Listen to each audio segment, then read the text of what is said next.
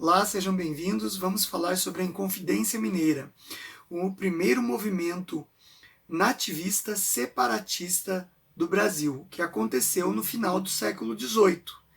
Para a gente entender este movimento, nós temos que entender o contexto da época. No século XVII, nós temos o início das revoltas nativistas, que se acentua na primeira metade do século XVIII. Então nós temos, no final do século XVII, a revolta dos Beckmans no Maranhão e Grão-Pará. Depois, no início do século XVIII, nós temos a Guerra dos Emboabas, a Guerra dos Mascates e a revolta de Filipe dos Santos. Essas revoltas têm em comum aquele sentimento de brasilidade, de amor à terra, de não mais pertencer à Europa ou à África. Todas as raças nascidas no Brasil começaram a sentir o amor à terra, o perfil de brasilidade. Tudo isso vai contribuir para que no final do século XVIII acontecesse a Inconfidência Mineira. Mas não é só isso. No século XVIII, na Europa e nos Estados Unidos, as ideias iluministas estavam acontecendo, estavam se proliferando, gerando uma série de sentimentos e de ações que levavam à conquista da liberdade, da igualdade e à fraternidade entre os iguais. Então, o que vai acontecer nos Estados Unidos em 1776? Aconteceu a Declaração de Independência. O primeiro país da América surge com esses sentimentos iluministas, perpetuados depois na sua Constituição de 1787. A maior parte dos mineradores que viviam na região mineradora aqui do Brasil, que é a região das Minas Gerais, eram influenciados pelas ideias iluministas. Por quê? Seus filhos iam estudar na Europa. Eles eram de uma classe mais abastada, portanto eles iam estudar nas universidades de Coimbra, em Portugal, ou nas universidades francesas, principalmente na Universidade de Montpellier, na França. Essa Universidade de Montpellier teve vários estudantes filhos da oligarquia mineradora aqui no Brasil.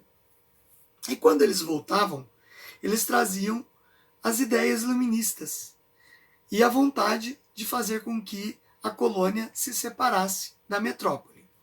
Mas uma série de acontecimentos aqui na região mineradora vai levar a isso. Então a gente tem, em 1702, a instalação da Intendência de Minas, que é um órgão fiscalizador e administrador da região mineradora. A Intendência de Minas, ela, além de criar métodos de otimizar a produtividade da exploração mineral de ouro, pedras preciosas, vai também criar métodos de impor impostos aos colonos. Então, a gente tem aí a criação das lavras, que eram as grandes regiões exploradoras, e dentro de cada lavra, dividida em pequenos lotes de exploração, que eram leiloados para os portugueses, que eram chamados de datas.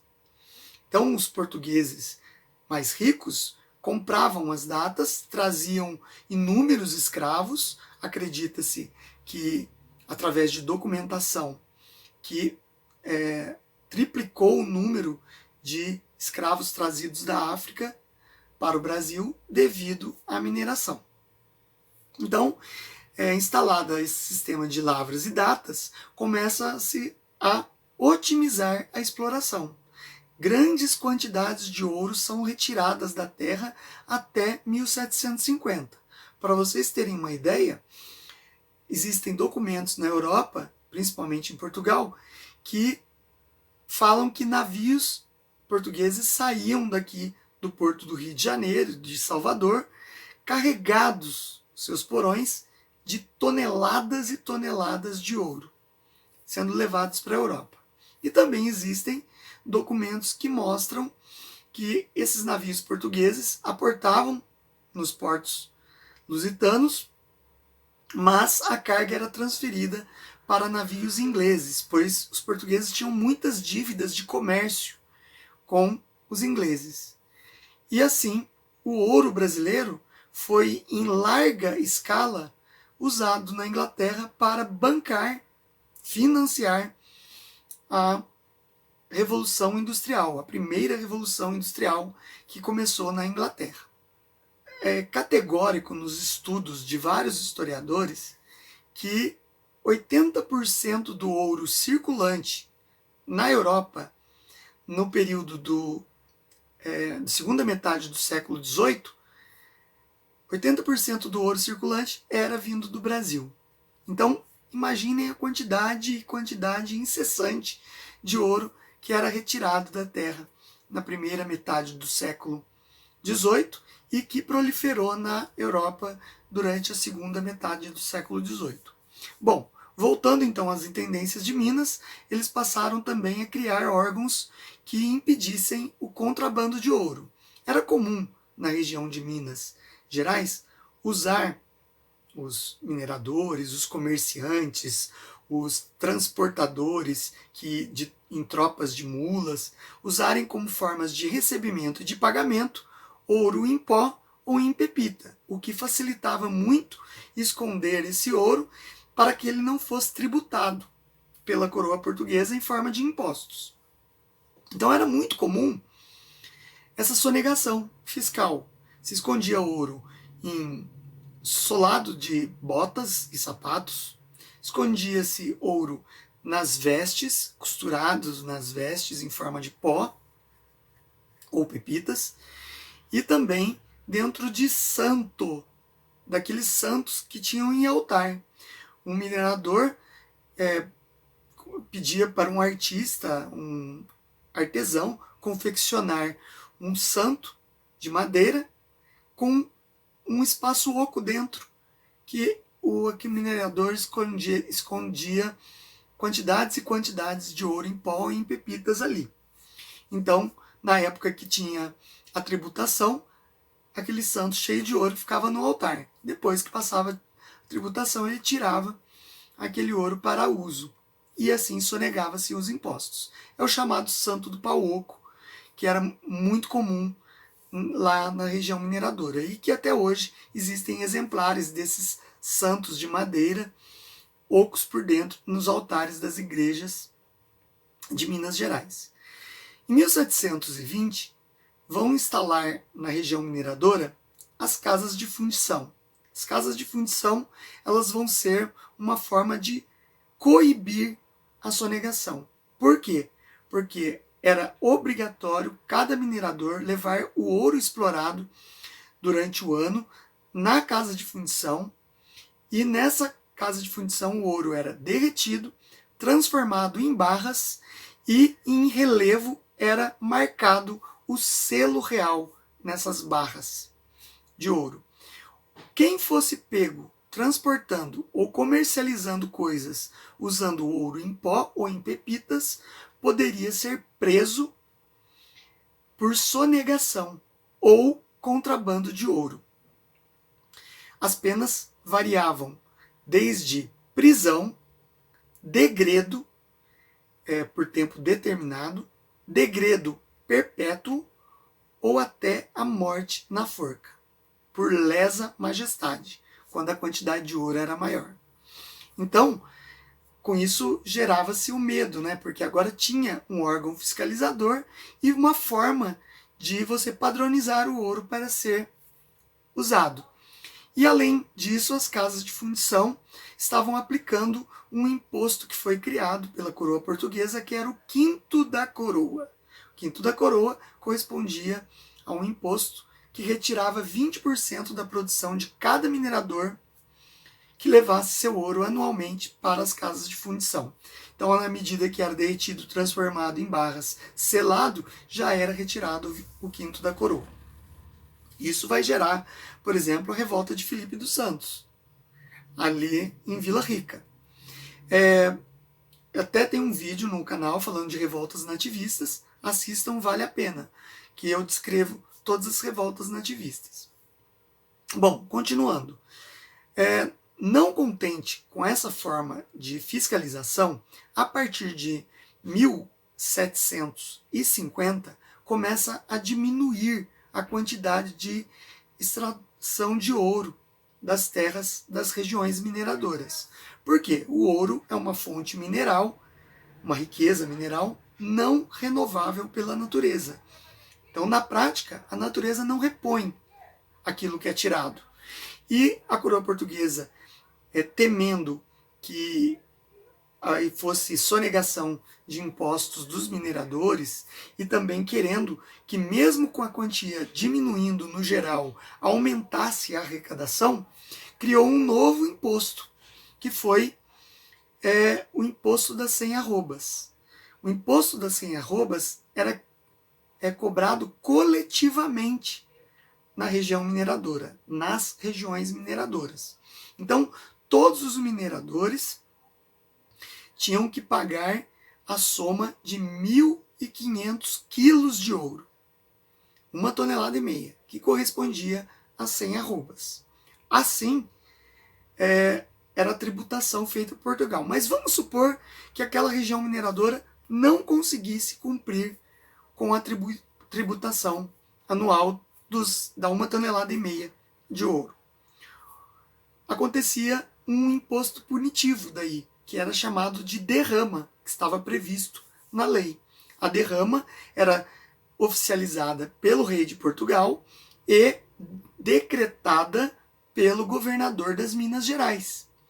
Daí, esse imposto consistia no seguinte: pegava-se o valor arrecadado no imposto das 100 arrobas, não completou as 100 arrobas, era retirada as riquezas de cada minerador da área que não pagou, não completou a derrama, ou melhor, o imposto das 100 arrobas, e os mineradores tinham que completar com suas riquezas, joias, cavalos, carruagens, casas, roupas.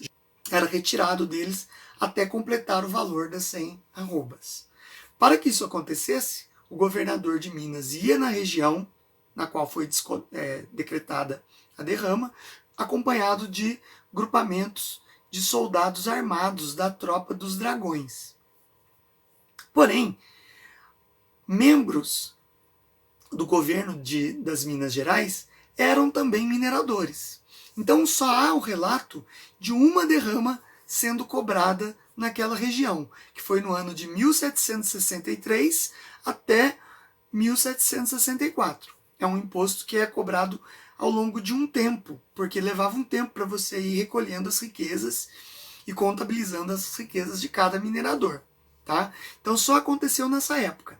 Depois os mineradores começaram a ocupar cargos e começaram a aliviar para eles próprios essa carga da derrama. O que acontecia é que eles deviam os impostos das 100 arrobas, mas eles iam rolando esta dívida. Vai acontecer, a partir de 1770, uma troca no comando do governo das Minas Gerais. Vai chegar um governador chamado Luiz da Cunha Menezes, ou simplesmente Cunha Menezes. Esse governador Cunha Menezes, ele veio com a função de afastar os membros da elite mineradora do governo das Minas Gerais para que fosse averiguado a quantidade devida de impostos ao longo dos anos, para que mais tarde se efetuasse o decreto da derrama. Depois de organizada a casa, o Cunha Menezes passou o cargo para outro indicado do rei de Portugal, que foi o Visconde de Barbacena. O nome do Visconde de Barbacena é bem longo, eu vou ler aqui para vocês. É Luiz Antônio Furtado de Castro Rio de Mendonça e Faro. Ele era o 6º Visconde de Barbacena. E ele veio para, depois que a casa arrumada pelo Cunha Menezes, ele vinha para decretar a derrama, o que foi feito no ano de 1788. Porém, em 1785, veio um decreto da coroa portuguesa proibindo qualquer tipo de manufatura na colônia. Era proibido fabricar qualquer tipo de coisa na colônia. Então, móveis, carruagens, produção de roupas na colônia estava estritamente proibida. E também tipografias para a produção de livros e periódicos, que eram os jornais da época. Era proibido na coroa. Com isso, você limitava o poder da colônia, o poder econômico da colônia, prejudicando uma gama de pessoas que ia desde comerciantes até transportadores de mercadorias e pessoas que compravam, consumidores que compravam, eram prejudicados com isso. E a coroa mantinha um controle ferrenho sobre qualquer tipo de produção aqui, tributando as pessoas que quisessem comprar móveis, utensílios, ferramentas, porque tinha que vir diretamente da Europa. Assim, limitava muito a compra e quem resolvesse comprar tinha que pagar pesadas taxas para trazer esses produtos. E no caso das tipografias sendo proibidas, era uma forma da coroa portuguesa também limitar intelectualmente a produção cultural da colônia. Com isso, você também mantinha um controle rígido sobre a liberdade de expressão, porque nos periódicos tinham colunas que saíam críticas aos decretos do rei ou alguma coisa ligada aos governos de confiança do rei aqui na colônia. Então, era uma forma também de limitação. Isso em 1785. Então, esse descontentamento era geral, não era só da elite mineradora. Diversas classes sociais, diversos segmentos profissionais da colônia, formado por brasileiros, eram prejudicados por os desmandos e abusos da coroa portuguesa. Então, em 1788, quando o Visconde de Barbacena decreta a derrama, que vai acontecer estava programado para acontecer só em 1789, um grupo de intelectuais, escritores, poetas, padres, comerciantes e militares e mineradores da região das Minas Gerais se unem num movimento que mais tarde vão ser chamados de Inconfidentes. Ok? O que esse movimento pretendia? No dia que fosse decretada a derrama, que fosse efetuada a derrama, este grupo daria um golpe na coroa portuguesa, separando o Brasil dos desmandos da coroa, do governo português. O Brasil literalmente se tornaria um país independente. Eles não eram inocentes, eles sabiam que isso geraria luta armada, guerra por independência, e que eles teriam que se armar para isso. Um dos membros dos Inconfidentes era o alferes Joaquim José da Silva Xavier. Alferes é um posto antigo dos dragões, que era a tropa regular, a tropa paga pela coroa portuguesa, que agiam aqui, que mais tarde serão os dragões da independência, na época de Dom Pedro I. Então os dragões tinham esse cargo chamado, essa patente chamada alferes. Alferes corresponderia mais ou menos a segundo-tenente hoje em dia. E o Tiradentes, além de ser membro da tropa paga, ele também efetuava algum trabalho como barbeiro dentista, que era muito comum naquela região. E ele, por ter essa habilidade, ele acabava retirando os dentes de soldados da tropa que sofriam com problemas de cáries, infecções, que eram muito comuns naquela época. E ele tinha essa facilidade de trabalhar com isso. Por isso ele era muito conhecido nas tropas. E recebeu o apelido de Tiradentes, por isso. Ele era o elo de ligação dos Inconfidentes, porque o Tiradentes tinha um trânsito muito fácil entre os habitantes das cidades, comerciantes, lavradores, mineradores, intelectuais, padres. Ele tinha esse trânsito entre esses personagens da história do local. E, ao mesmo tempo, ele tinha muito reconhecimento da tropa rasa, que era dos soldados. Então, ele era um membro importante porque ele iria arregimentar soldados para lutar nesta possível guerra de independência contra a coroa portuguesa. Aí eu quero falar do projeto que foi relatado nos autos da Devassa, que é o inquérito que se criou depois que prenderam todos os Inconfidentes. Relata-se que eles pretendiam separar o Brasil de Portugal. Muita bibliografia marxista tenta impor que eles queriam apenas separar a região mineradora, o que não é verdade, porque nos relatos do Auto da Devassa mostra que existia muito descontentamento em várias províncias do Brasil e que existiam indícios de levantes nessas províncias descontentes e que provavelmente durante o transcorrer das lutas de independência esses levantes pipocariam em várias regiões e se uniriam para transformar o Brasil num país livre de Portugal e independente. Eles adotariam esse sistema republicano. Eles criaram uma bandeira para o novo Brasil independente. Ela seria branca, com um triângulo verde no centro e com as palavras em latim em volta do triângulo, que são libertas quae será tamen, liberdade ainda que tardia. Assim, abre-se um outro parênteses, porque o triângulo verde ele é um símbolo maçônico. A maçonaria era uma sociedade secreta, né? Muito mais limitada no período colonial e também lá na coroa portuguesa. Era proibido pessoas pertencerem à maçonaria, mas eles atuavam secretamente, como se fosse uma confraria, através de códigos, símbolos e linguagens próprias. E eles se disfarçavam para reuniões através de clubes literários, que eram comuns na região da colônia, clubes de caça.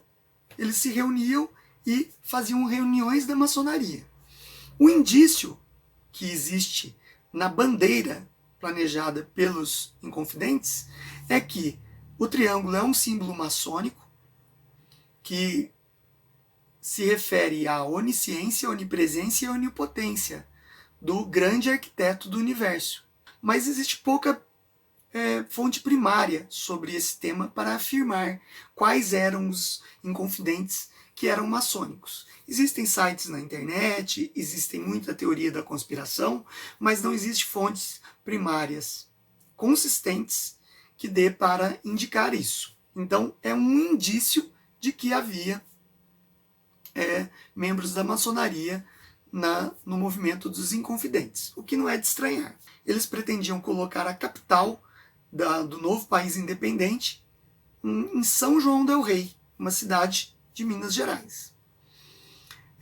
Em relação à escravidão, os autos da Devassa, em que eles fizeram acariações e colheram interrogatórios de vários dos Inconfidentes, inclusive do Tiradentes, mais de uma vez, várias vezes, porque os interrogatórios do auto da Devassa foram de 1789, de maio de 1789 até abril de 1792.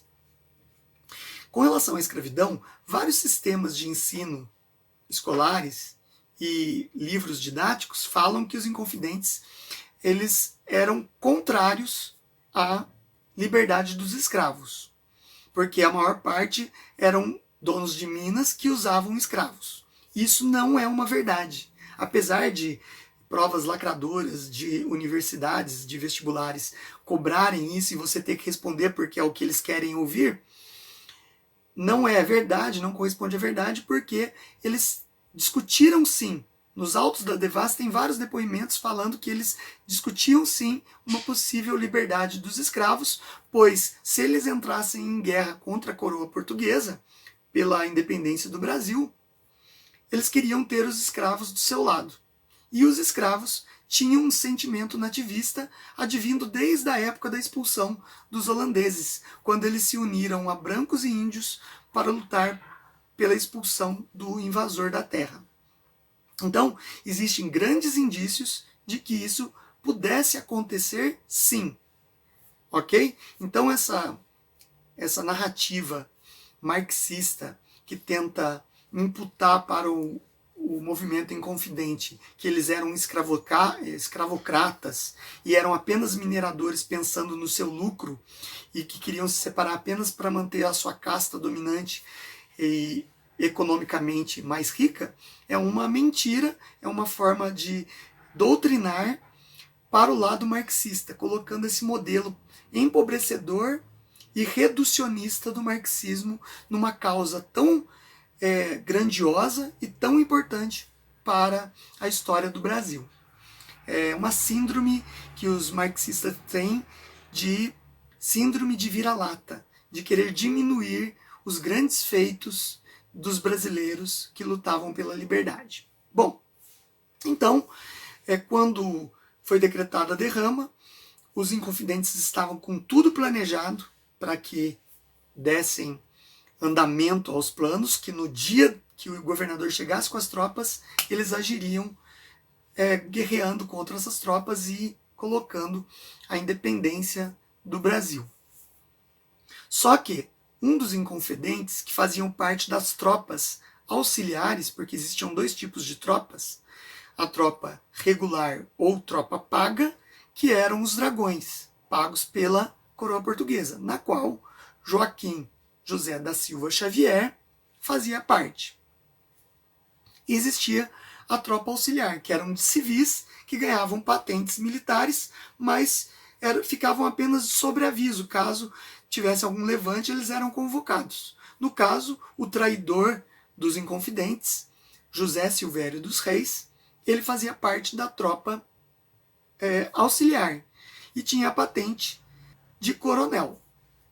Então ele, momentos antes de ser decretado o dia que aconteceria a derrama, ele vai até o Rio de Janeiro e delata o movimento, entrega, trai os inconfidentes. E assim ele vai contar tudo e o nome de todos que faziam parte. Assim, o Visconde de Barbacena ele cancela a derrama e vai com as tropas dos dragões mais reforçadas para a região mineradora e começa a caçar, literalmente, um por um dos inconfidentes.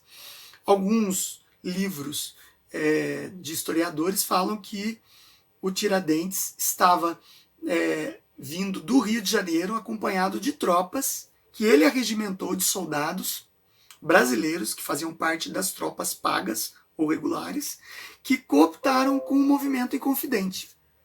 E ele estava voltando com uma tropa numerosa de brasileiros que queriam lutar pela independência e foi preso nesse caminho.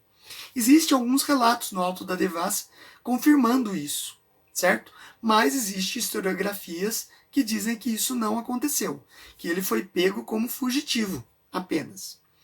Então, fica aí uma série de pesquisas para serem feitas para se confirmar isso. O fato é que Tiradentes tinha contato com as tropas e tinha, nos autos da Devassa, relatos de vários soldados que já estavam ingressos no movimento dos inconfidentes. Então, depois de efetuadas as prisões, eles foram levados às prisões de Vila Rica.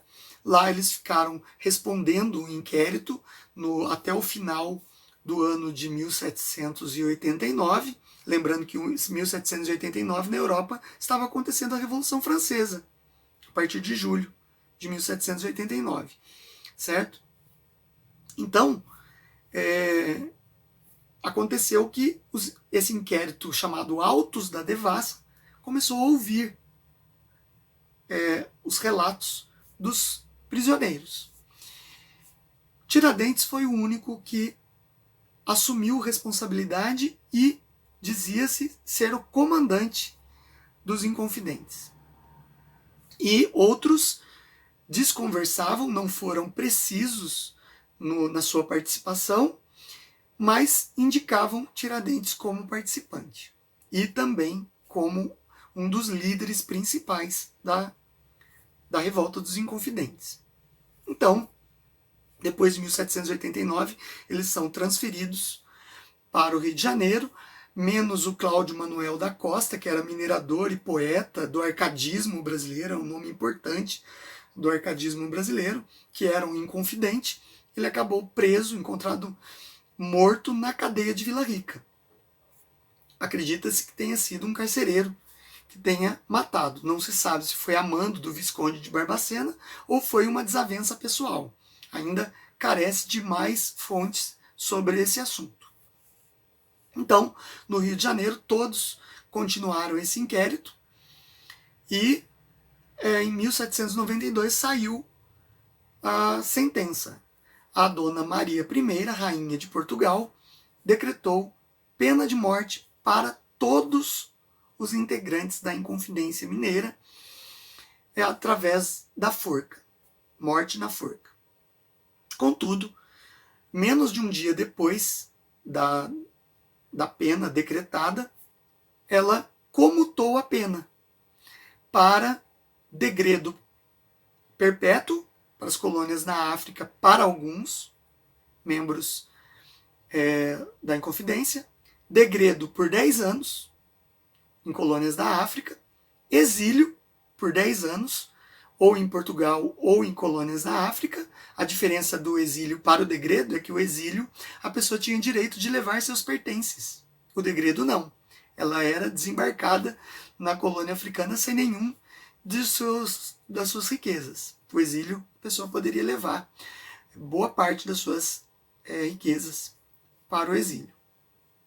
E também pena de trabalho nas galés durante um tempo determinado. As galés eram os navios portugueses, o que acabava sendo uma pena muito dura, porque o trabalho nas galés era um trabalho pesado e muito perigoso. O único que teve a pena de morte não comutada foi o Tiradentes, Joaquim José da Silva Xavier. Ele teve a sua pena confirmada como pena de morte pela forca. Em 21 de abril de 1792, na cidade do Rio de Janeiro, ele foi conduzido com as mãos amarradas, acompanhado de uma fanfarra que ia tocando os tambores, chamando a população para assistir à morte do criminoso condenado por lesa majestade, que foi alferes do exército dos dragões. E ele vai caminhando pelas ruas do Rio de Janeiro, sendo acompanhado por uma multidão até o cadafalso, até o lugar onde foi construída a forca, que foi construída mais alta que o normal, porque eles já previam grande quantidade de pessoas. E assim, Tiradentes acabou enforcado sob o olhar de todos no centro do Rio de Janeiro. Bem, foi decretado que naquele momento, naquela hora em que acontecesse a forca, era proibido qualquer tipo de sino de igrejas tocarem naquele momento. Mas depois que fosse confirmada a morte, os sinos deveriam soar como júbilo por terem feito a justiça contra um traidor da coroa portuguesa e da majestade. O corpo de Tiradentes foi esquartejado, cortado em partes, e pedaços do corpo dele foram pendurados em postes na Estrada Real, que leva do Rio de Janeiro até Vila Rica, na região mineradora. Eles iam pregados nesses postes, né, amarrados nesses postes, até os corvos e abutres comerem a carne desses pedaços. E assim, a Inconfidência Mineira entrou para a história do Brasil como o primeiro grande movimento de brasileiros natos que defendiam, dentre participantes de todas as classes sociais e de todos os segmentos de profissões no Brasil, lutando pela liberdade da colônia brasileira, formando um país que seria o Brasil independente de Portugal. Vamos então agora falar um pouquinho de como isso foi marcado na história. Esse movimento aconteceu em 1789 e depois, um pouco mais de 30 anos depois, acontece a independência do Brasil por um membro da corte portuguesa, que é o Dom Pedro I. Então, durante 100 anos, de 1789 até 1889, não se falou mais de Tiradentes. Ele era lembrado ainda como um traidor, muito pouco lembrado. A figura dele foi esquecida.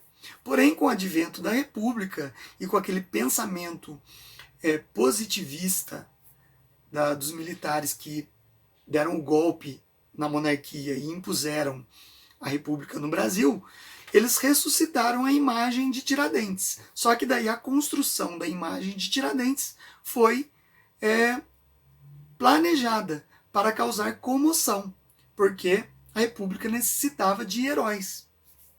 Então, Tiradentes teve a sua figura marcada como uma pessoa de barba comprida, cabelo comprido, com vestes esfarrapadas, geralmente num calabouço, numa prisão, e destituído de qualquer forma de conforto, com os pés no chão, uma figura que passa a imagem de sofrimento e que se assemelha até a Jesus Cristo.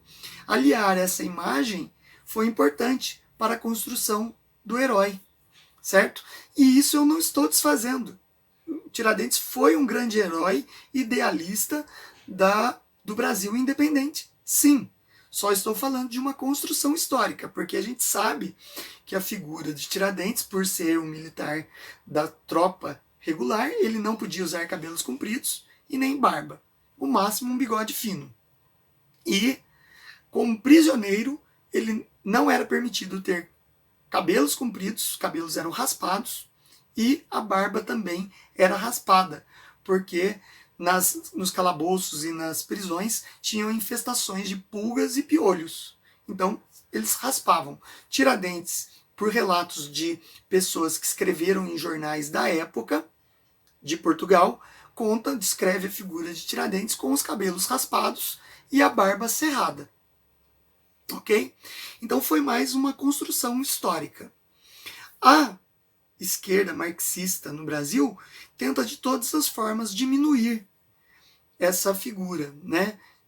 Excluindo ela dos calendários escolares. Então, até 1980, as professoras primárias, as professoras do ensino fundamental pediam cartazes sobre a Inconfidência Mineira, se exaltava o período que ia chegando perto do feriado de Tiradentes. Depois de 1980, com o fim dos governos militares e o aparelhamento do setor educacional no Brasil pela esquerda, se evitou totalmente trabalhar essa data nas escolas. E elas são esquecidas, né? Prefere-se se trabalhar membros assassinos de esquerda do que um herói nacional, certo? Na década de 70, um historiador e autor inglês, professor de Harvard na época, chamado Kenneth Maxwell, escritor de vários best-sellers de história, ele escreveu um livro que se dizia definitivo sobre a história de Tiradentes, na qual ele diz, nos prefácios, que ele dedicou 10 anos de pesquisas para escrever esse livro, que chama A Devassa da Devassa. E nesse livro ele comete uma série de atrocidades históricas, de anacronismo, que é a colocação de modelos de outras épocas naquela época para justificar uma mentira que ele está contando, e também ele tenta diminuir a figura histórica de Tiradentes. Então, é um dos livros menos conhecidos dele porque, infelizmente, passou vergonha escrevendo uma mentira que entrou aí para os seus escritos, né? E que é divinizado pela esquerda, logicamente. Ok? Então essa foi a explanação sobre a Inconfidência Mineira no Brasil, que abriu o caminho para, algumas décadas mais tarde, o Brasil ser um país independente, mostrando que o povo brasileiro ele clamava por essa liberdade, desde a época das revoltas nativistas até o momento da nossa independência com Dom Pedro I, às margens do Riacho Ipiranga. Então, mais uma vez agradeço a atenção de vocês. Eu peço para que vocês compartilhem esse vídeo. É muito importante compartilhar, porque só assim a gente consegue derrubar essa limitação que o YouTube faz com canais conservadores, que não entrega o vídeo aos inscritos. Verifique a sua inscrição, porque o YouTube também desinscreve. Recomende o canal para alguém que você conhece se inscrever, né? E o canal está com o Apoia-se aqui na descrição, aqui embaixo. Se você puder ingressar no Apoia-se, você poderá estar ajudando aí, remunerando as aulas de história simbolicamente com R$1, ok? E eu serei muito grato. Então eu deixo aqui o meu caloroso abraço para vocês e até um próximo vídeo. Muito obrigado.